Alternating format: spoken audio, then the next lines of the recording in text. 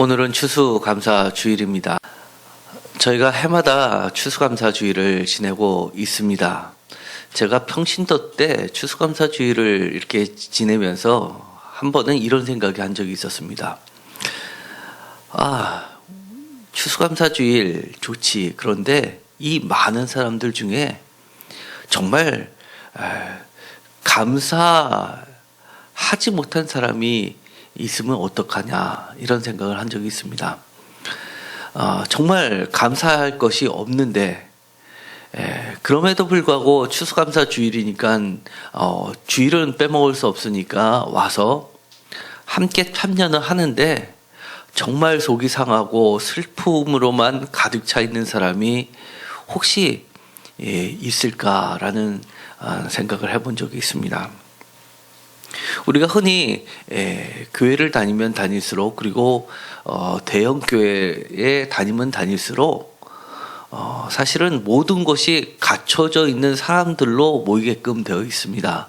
그래서 세상 사람들 기준에 비추어 봤을 때 이상적인 가정의 모습을 하고 있는 사람들이 즐겁게 하나의 모임처럼 이루어지는 것 우리 흔하게 봅니다. 예를 들어서 사회에서도 안정된 직장을 가지고 있고 어느 정도 지위도 가지고 있고 평판도 좋고 그리고 부부관계가 좋고 아름다운 가정도 꾸미고 있고 그런 사람들이 모여서 즐겁게 교회에서 서로의 안부를 부르면서 신앙생활도 하고 그리고 친교도 나누는 그런 모습을 보게 됩니다. 그런데 그 가운데서 정말 어려운 사람들 또는 예를 들어서 이혼 가정 아니면은 또 부모님이 없이 할아버지나 할머니 손에서 키워지고 있는 어린 아이들 이런 자들 그리고 홀로 지내는 사람들은 교회에서 같이 신앙생활을 할 때도 뭔가 조금은 안 돼 보이고 그리고 무엇인가 좀 부족해 보이는 것 같은 그런 선입견을 갖게 되기 쉽다는 겁니다.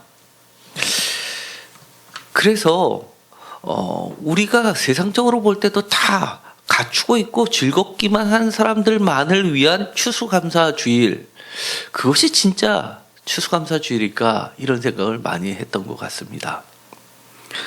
정말 우리가 보기에도 슬픈 사람 우리가 보기에도 정말 감사할 것이 없는 사람 남의 얘기를 하기를 떠나서 내 자신이 그럴 때 정말 앞뒤가 꽉꽉 막히고 정말 하소연할 수 없는 처지에 놓여 있을 때 그때라도 우리가 진정으로 추수감사주의를 지킬 수 있을까?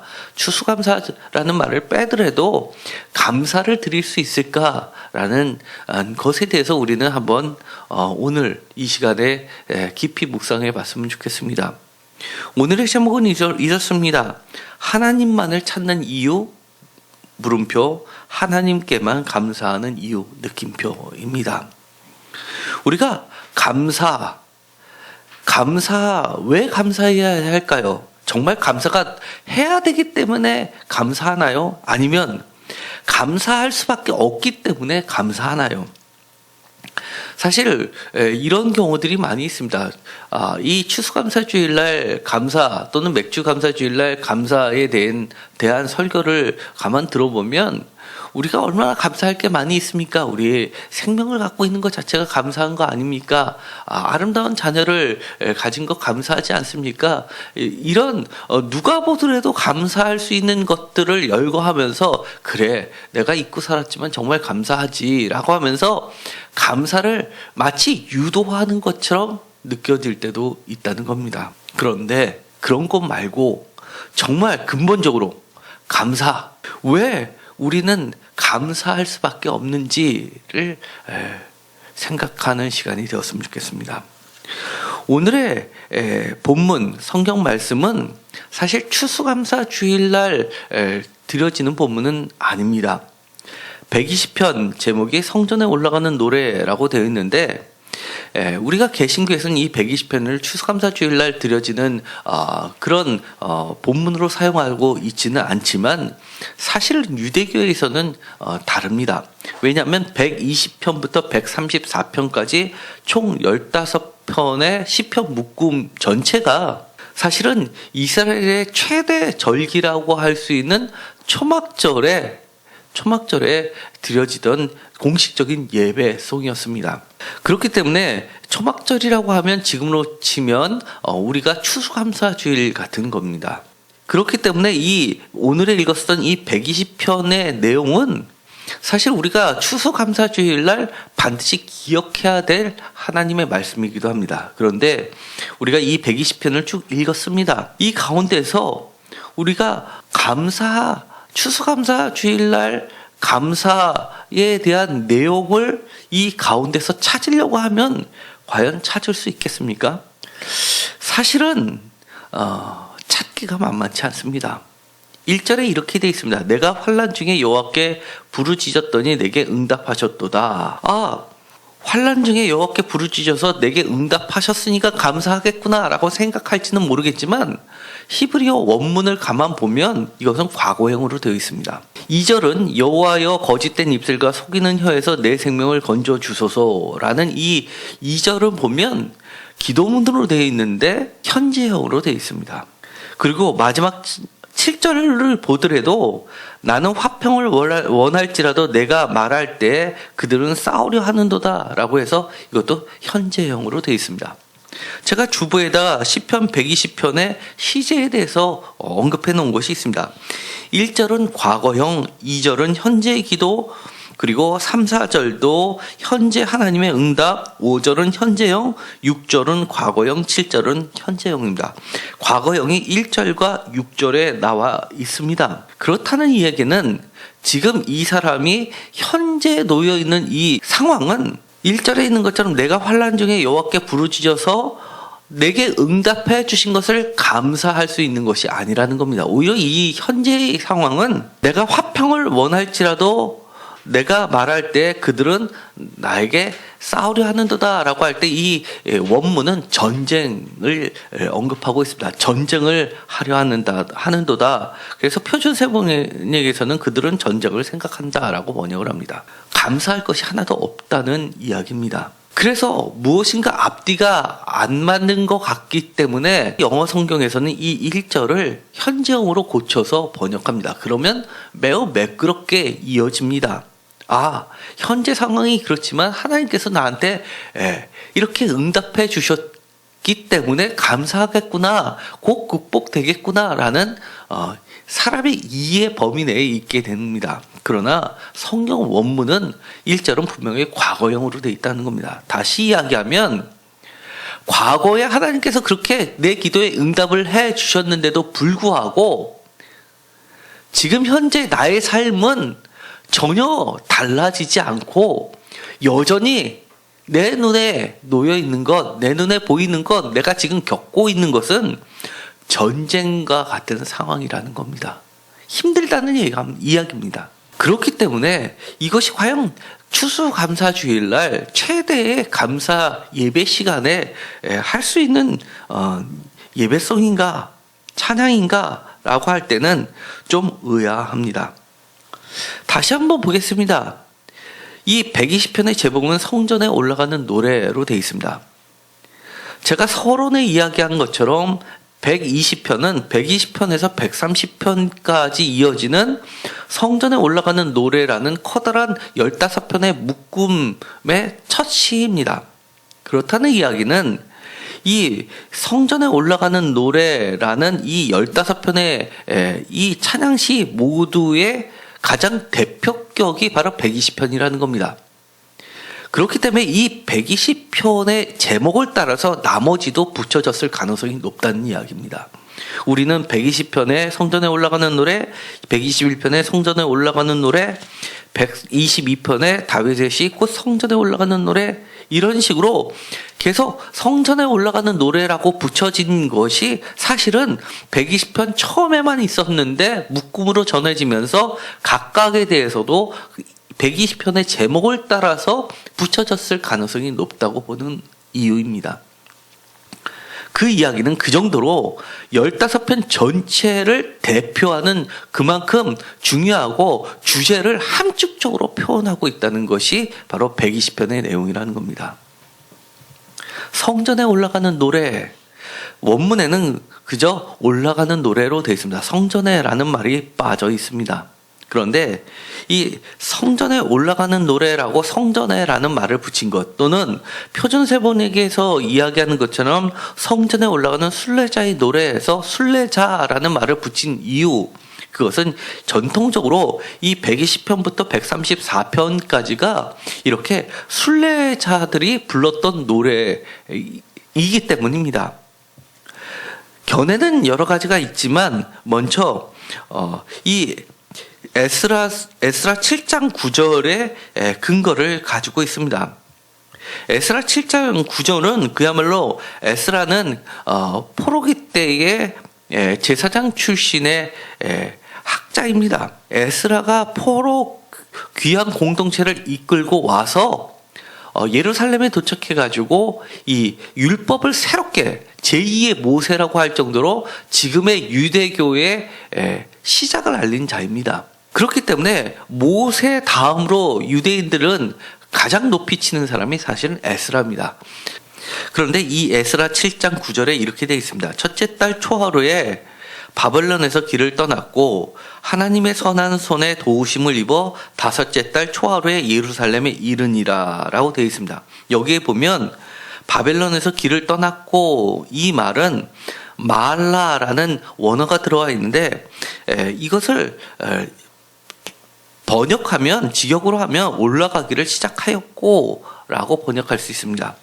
그래서 이 올라온다라는 이 마알라가 바로 120편의 제목에 들어가 있어서 올라가는 노래라고 되어 있는 이 제목을 이렇게 포로 귀환 공동체가 예루살렘까지 올라가는 순례자의 노래, 또는 포로 공동체 귀환의 노래, 이렇게 불려지는 이유입니다.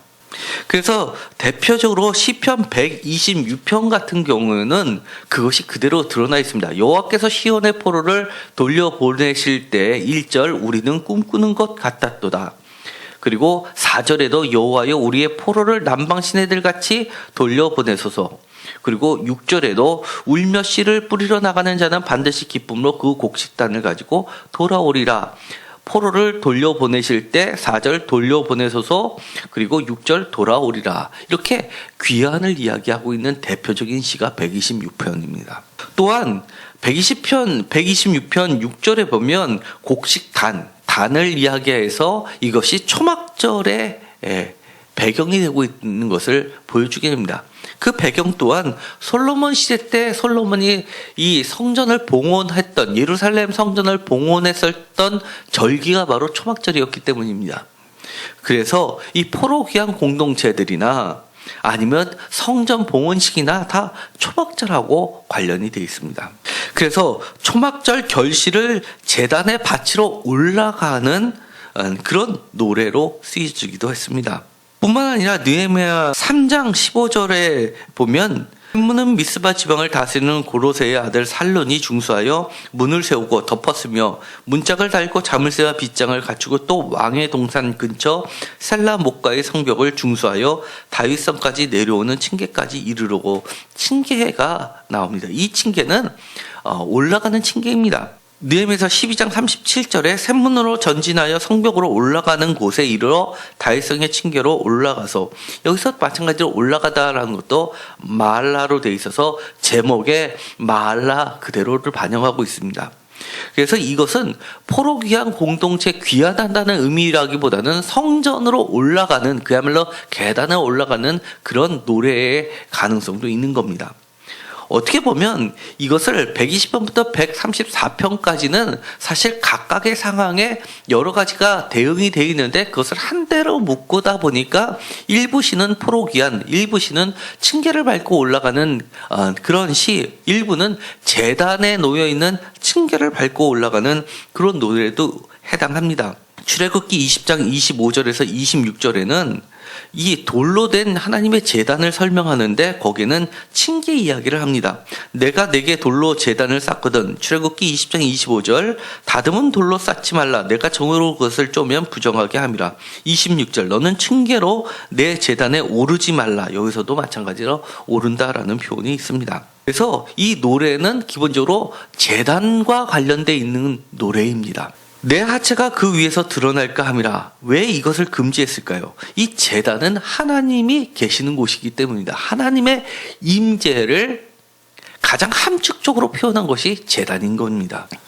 에스겔서 40장 22절과 26절에 보면 15개의 시편을 모아놓는 배경이 되는 것이 있습니다. 큰 의미로 성전이라고 하는 것에 보면 성전 바깥들과 안뜰이 있습니다. 그럴 때 외부에서 성전 안으로, 성전 안 중에서 특별히 성전 바깥들로 올라가는 계단이 7계단을 설명하고 31절에 그 성전 바깥들에서 다시 안뜰로 올라가는 8개의 계단을 이야기하는 것이 있습니다. 그래서 총 15개의 계단을 이야기해서 이 순례자들이 곡식단을 가지고 성전으로 오면서 이 성전 바깥에서 성전 안쪽으로 올라가는 15개의 계단을 올라가면서 이 노래를 불렀던 것으로도 추정해 볼 수 있습니다. 뿐만 아닙니다.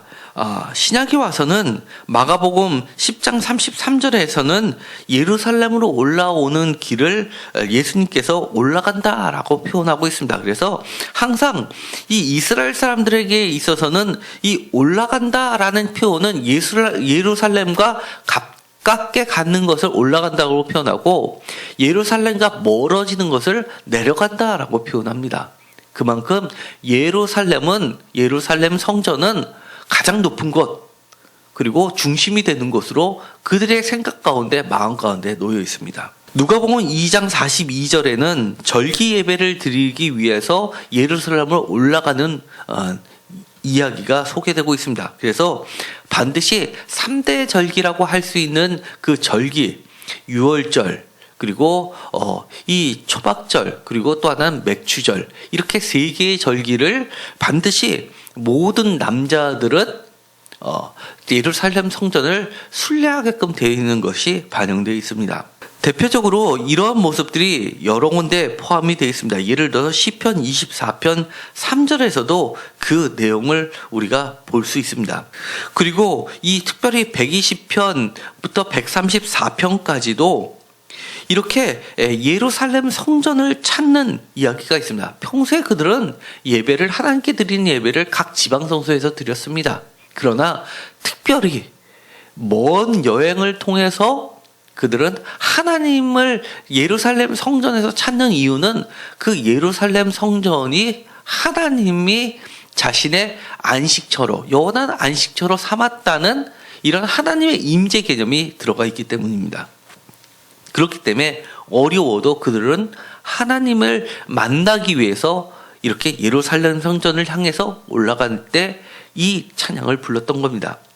그래서 이 올라가는 노래의 제일 서론격이며 전체를 합축적으로 나타내는 출발점이며 그리고 주제를 나타내는 것이 120편이라고 할 수 있습니다. 왜 그가 예루살렘 성전으로 올라갔느냐? 1절에 이렇게 이야기했습니다.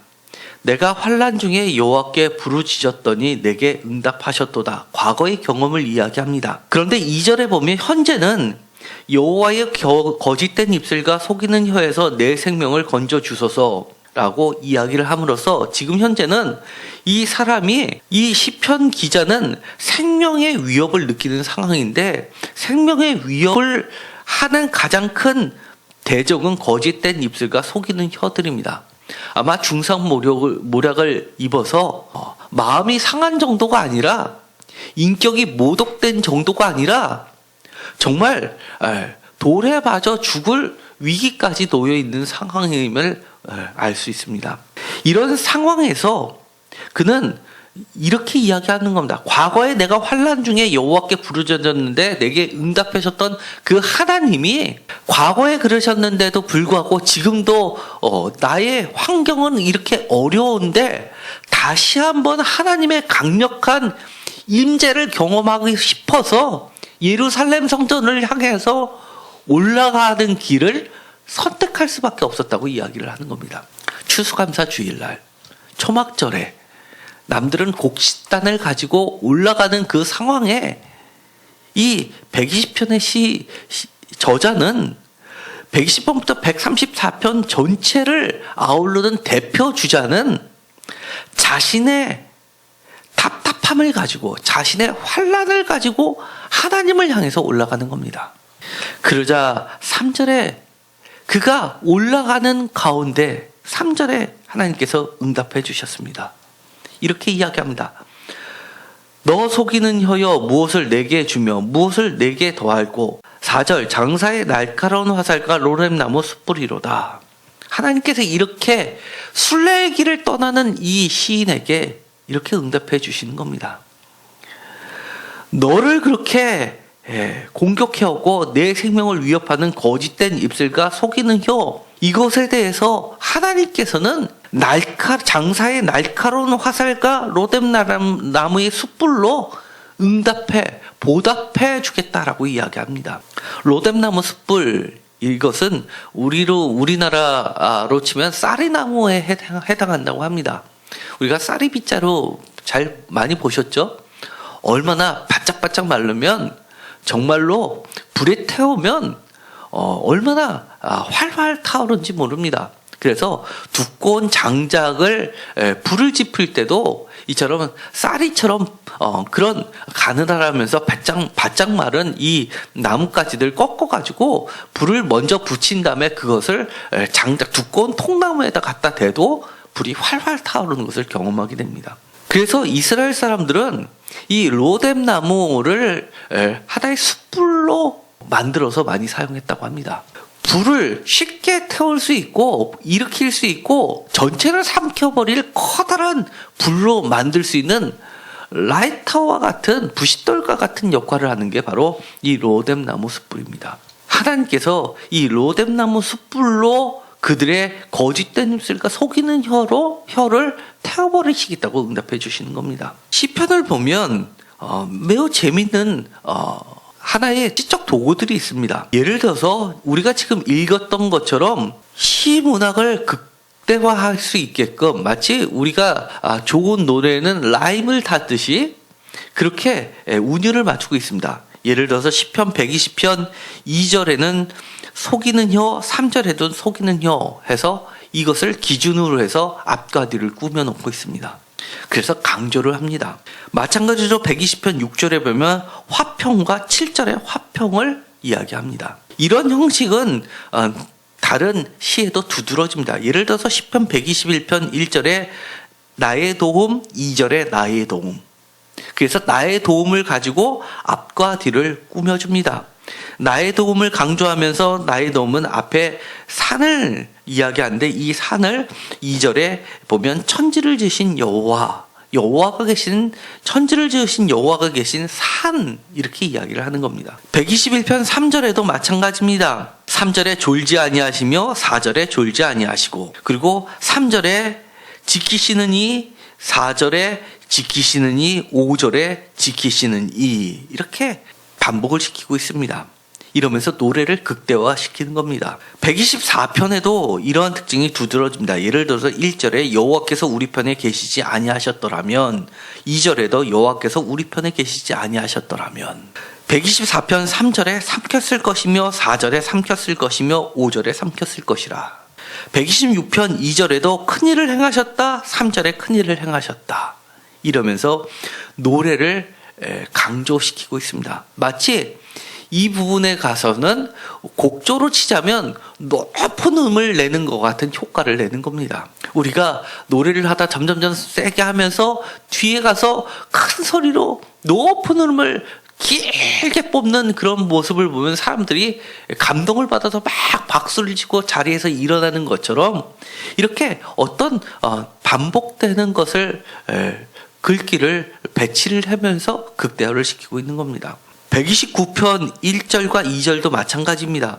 그들이 내가 어릴 때부터 여러 번 나를 괴롭혔도다. 2절에도 그들이 내가 어릴 때부터 여러 번 나를 괴롭혔으나 이처럼 이 시편에는 이렇게 운율을 맞추면서 강조를 하고 있는 것이 있습니다. 마찬가지로 이 시편 120편의 기자는 15편의 순례자를 대변하면서 이렇게 노래했습니다. 5절에 이렇게 이야기합니다. 이 시인이 처지하고 처해 있었던 그 현재 그의 위치, 삶의 자리, 이거는 한마디로 이렇게 표현하는 겁니다. 메색에 머물며 계달의 장막 중에 머무는 것이 내게 화로다. 5절을 보면 매우 재미있는 표현이 나옵니다. 메색에 머물며 계달의 장막 중에 머무는 것이 내게 화로다. 마치 이것을 읽으면 사전 지식이 없으면, 배경 지식이 없으면 이렇게 읽을 수가 있는 겁니다. 이 시인이 머물고 있었던 고향은 메색과 게달에 가까운 곳에 사는 사람처럼 보입니다. 그런데 성경에 보면 이 메색이라는 것은 메색과 게달은 매우 떨어져 있는 지역입니다. 예를 들어서 이 메색은 한마디로 얘기하면 흑해 쪽에 있고, 이 게달이라는 것은 아라비아 사막 북쪽에 위치해 있는 지역입니다. 완전 남과 완전 북쪽에 있습니다. 그래서 한 사람이 이 양쪽을 살 수 없기 때문에 이것은 상징적인 어떤 다른 표현으로 보고 있는 겁니다. 성경 다른 곳에는 이렇게 이야기합니다. 예를 들어서 메색이나 게달을 의미할 때, 이사야서 같은 데는 이스라엘의 완전한 회복을 이야기할 때 이 게달이라는 민족은 마지막 때 이스라엘을 완전한 회복을 이룬 이 이스라엘을 대적하는 무리들로 등장합니다. 그래서 끊임없이 괴롭혔었던, 아주 용맹했었던 집단이 게달입니다. 그리고 이 게달의 장막이라는 표현은 아가서에서도 나옵니다. 아가서에서 솔로몬이 사랑하는 여인을 이야기하면서 너는 게달의 장막같이 거무나 내게는 너무나 아름다운 여인이라고 노래를 합니다. 게달의 장막이라는 것은 검은 천막을 의미합니다. 그리고 그런 더운 지방에서 유목민으로 살다 보니까 얼마나 태양볕에 걸린 사람들이 아니겠습니까? 그리고 용맹을 떨쳤던 사람이었고 매우 강인한 존재들이었습니다.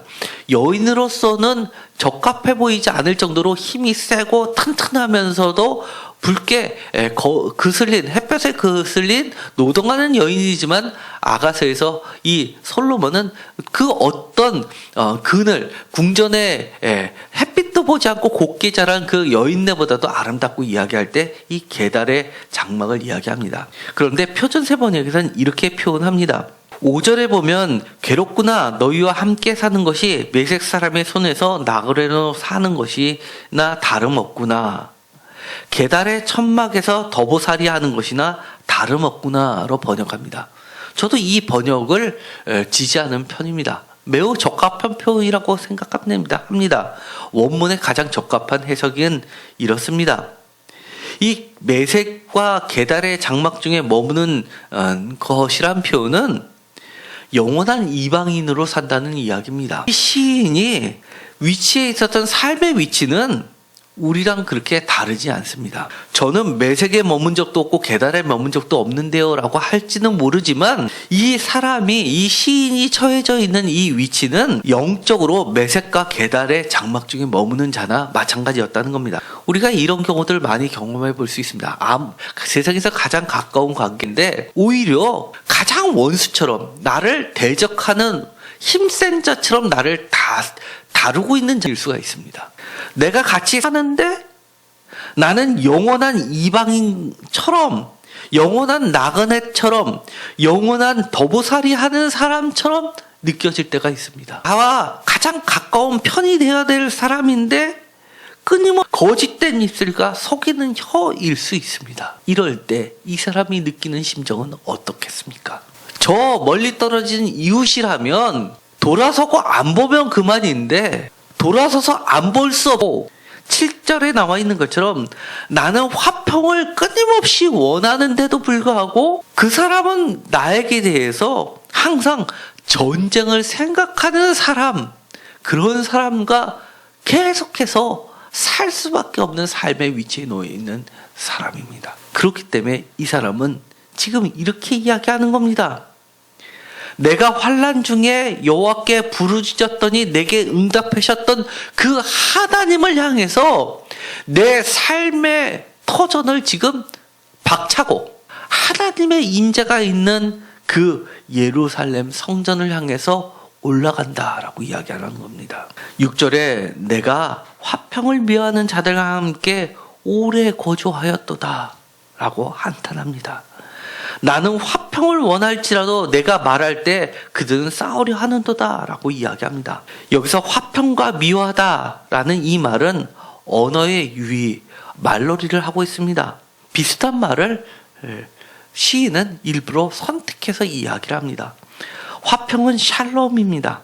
미워하다, 6절에 있는 미워하다는 소매입니다. 샬롬 소매. 읽다 보면 매우 비슷한 발음이 나옵니다. 샬롬 소매. 뒤에 7절에 나는 화평을 원할지라도 내가 말할 때 그들은 싸우려 하는도다. 싸우려 한다라는 이 표현은 하나는 화평, 하나는 전쟁이라는 단어를 쓰고 있습니다. 대조를 시키고 있습니다. 그러면서 강조하고 있는 게 샬롬, 화평입니다. 이 시인은 현재 내 주위에 있는 것은 생명을 위협을 받고 이 사실은 증오하다라는 단어입니다. 성경에서는 미워한다라고 표현했지만 영어로 표현하면 hate입니다. 증오하는 겁니다. 이 증오하는 이 상황, 그리고 전쟁의 상황에 놓여 있음에도 불구하고 그가 성전에 올라가는 이유, 하나님의 임재가 있기 때문이라는 겁니다. 왜 올라가겠습니까? 왜 올라가겠습니까? 그것도 감사절날, 왜 감사의 제물 대신에 그는 그의 환난을 가지고 올라가겠습니까? 그곳에 하나님이 계시기 때문입니다. 그것이 그의 감사 제물이었습니다. 오늘 추수감사 주일날 어떤 감사 예물을 가지고 오셨습니까? 어떤 분들은 너무나 답답해서 하소연만 가지고 오신 분들 계실 줄 압니다. 그러나 하나님은 이렇게 이야기합니다. 그래, 너의 그 하소연이 오늘 너가 나에게 바치는 감사 예물이야. 하나님, 저는 속상한 마음만 나의 기도 제목만 가지고 왔는데요. 죄송해요. 저는 하나님께 드릴 예물이 없네요. 하나님이 이렇게 이야기하십니다. 아니야.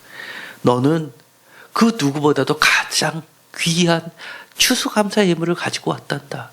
그게 뭔데요? 라고 묻는다면 하나님은 이렇게 대답해 주시는 겁니다. 너가 다른 데 구하는 것이 아니라 하나님만을 찾는 이유, 그것이 바로 오늘의 감사 예물이란다. 우리가 오늘 성전을 찾아오셨습니까? 성전을 향해 올라오셨습니까? 그것이 여러분의 감사 예물입니다. 하나님만을 찾는 이유, 그것이 하나님께만 감사하는 이유입니다. 그것이 하나님께만 올려드리는 감사 제물인 겁니다. 오늘 시인이 120편에서 이렇게 이야기합니다. 내가 하나님의 전을 향해서 순례의 길을, 인생은 순례라고 표현했는데 인생의 길을 출발하는 이유, 그것은 바로 6절과 7절에서 반복해서 이야기하는, 시꾸로스 이야기하는 것, 바로 화평, 여호와의 샬롬입니다. 궁극적인 이유는 바로 여호와의 샬롬, 여호와의 평화입니다. 주보에다 실었습니다. 감사 예배를 이야기하면 흔히 축복을 생각하기 쉽습니다. 특별히 120편부터 134편까지는 여러 가지 축복에 대해서 많이 이야기합니다. 축복은 우리가 흔히 이야기하는 건 축복, 복이라고 하는 것은 대표적으로 바락입니다. 원어로, 히브리어로는 바락입니다. 예를 들어서 버락 옥마바 할 때 버락 옥마바의 이 버락이라는 것이 이 축복에서 나온 말입니다. 중동 사람들, 이슬람 계통들, 이런 사람들은 바락이라는 이름을, 성을 많이 씁니다. 시편 122편 9절에 보면 여호와 우리 하나님이 집을 위하여 내가 너를 위하여 복을 구하리라 라고 되어 있습니다.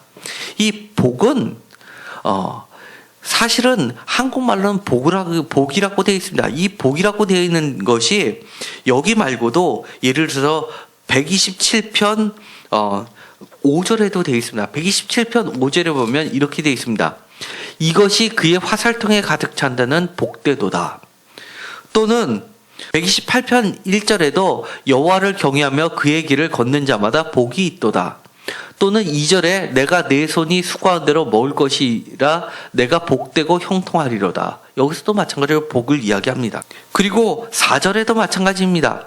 4절에도 여호와를 경외하는 자는 이같이 복을 얻으리로다. 5절 여호와께서 시온에서 내게 복을 주실지어다. 너는 평생의 예루살렘의 변형을 보며 라고 해서 복을 이야기합니다. 5절에서도 마찬가지로 내게 복을 주실지어다 라고 하면서 복을 이야기합니다. 그리고 129편 8절에도 마찬가지로 복을 이야기합니다. 지나가는 자들도 여호와의 복이 너에게 있을지어다. 132편 15절에도 마찬가지로 복을 이야기합니다. 내가 이 성의 식료품에 풍족히 복을 주며 떡으로 그 빈민을 만족하게 하리로다. 133편 3절에도 복을 이야기합니다. 헐먼의 이슬이 시온의 산들에 내린 같더라. 거기에서 여호와께서 복을 명령하셨으니 곧 영생이로다. 134편 3절에도 복을 이야기합니다. 천지를 지으신 여호와께서 시온에게 내게 복을 주실지어다. 이처럼 120편부터 134편까지 많은 복에 대해서 이야기합니다. 그러다 보니까 우리가 순례의 길을 떠나는 이유가 우리가 생각하는 복의 개념 때문에 순례의 길을 떠난다고 생각합니다. 그래서 그렇지. 추수감사주일 날은 역시 축복이 중심 내용이지라고 생각하는 경우가 있습니다.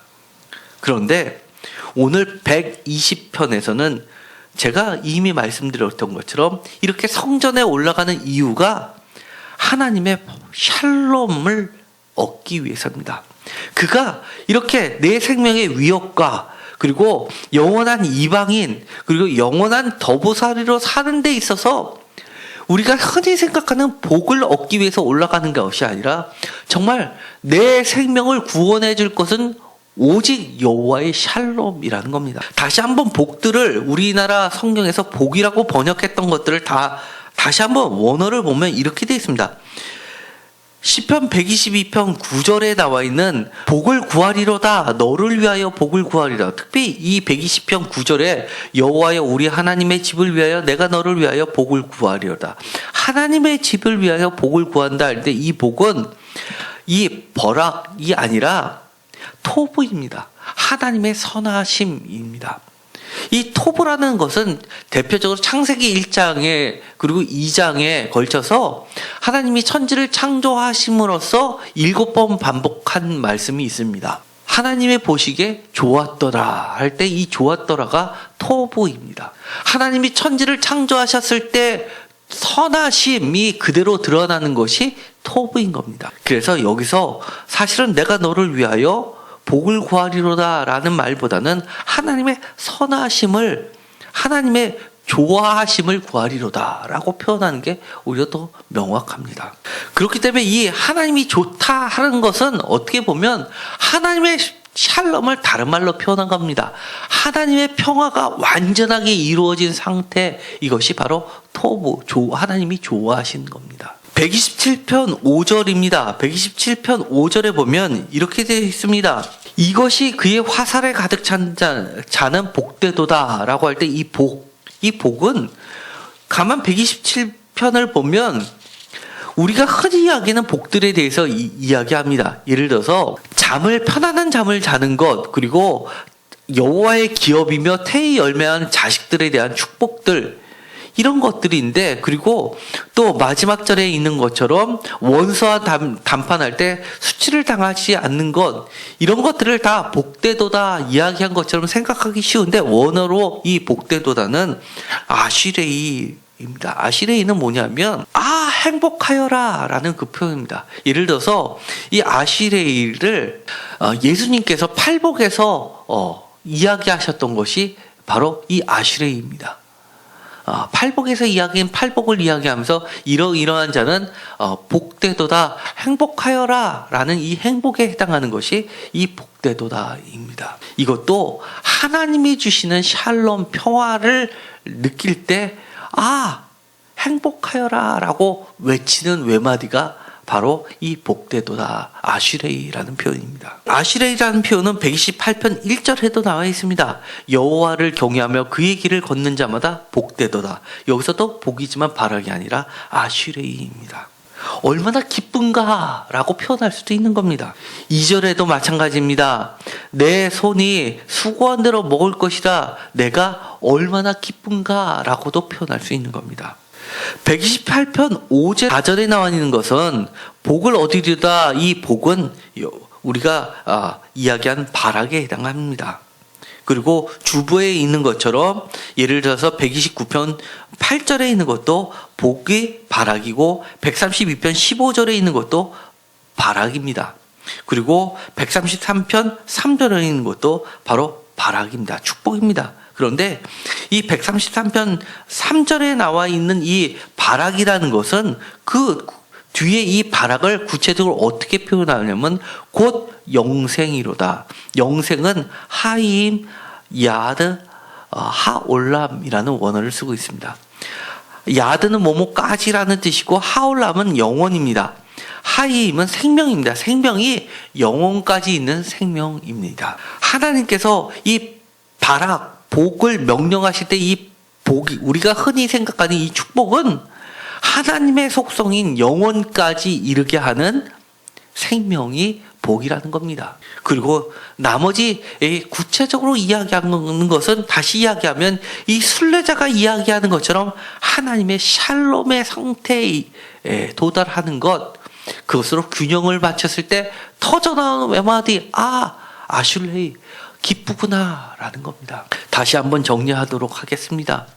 오늘 이 시인은 성전으로 향해서 순례의 길을 떠날 때, 순례의 길, 다시 말하면 인생의 길을 다시 한번 새 출발할 때 어떤 다른 시편에 나오는 것처럼 곡식단을 가지고 가지 않았습니다. 그러나 그는 답답함을 가지고 자신의 형편이 정말 더보살이 하는 것 같고 정말 죽이는 화살과 거짓된 입술, 속이는 혀, 이런 것들을 답답함을 가지고 환난을 가지고 하나님께 하소연하면서 올라가고 있습니다. 그러면서도 하나님은 그에게 이렇게 얘기해 주시는 겁니다. 너가 나를 찾는 것 자체가 진정한 감사 예물이다 라고 이야기하는 겁니다. 나만을 다른 데서 이 문제를 해결하려고 애쓰는 것이 아니라 오직 하나님께만 이 모든 것에 해결점이 있다고 고백하는 그 인생의 출발이 하나님께서 이렇게 답변해 주시다고 이야기하는 겁니다. 하나님의 샬롬으로 내가 채울게. 하나님의 샬롬이 임하면 너는 행복하여라 아시레이 할 수 있게 되고 버락, 우리 세상 사람들이 이야기하는 복이다 라고 할 수 있게 될 것이다 라고 이야기하는 겁니다. 우리는 결말을 보지 않아도 이 사람의 결말이 어떠하리라는 것 우리는 짐작할 수 있습니다. 120편으로 시작해서 이 사람이 마지막 순례길을 떠나서 층계를 올라가면서 성전 바깥에서 성전 바깥들에서 성전 안뜰로 옮겨지는 층계를 15개 계단을 올라가면서 마지막 15번째 제단 바로 앞에서 그가 불렀던 찬양 134편. 보라, 밤에 여호와의 성전에 서 있는 여호와의 모든 종들아 여호와를 송축하라. 성소를 향하여 너의 손을 들고 여호와께 송축하라. 천지를 지으신 여호와께서 시온에게 내게 복을 주실지어다. 이 복은 바락입니다. 우리 세상 사람들이 그렇게 추구했던 그 복, 바락을 하나님께 주셨다는 겁니다.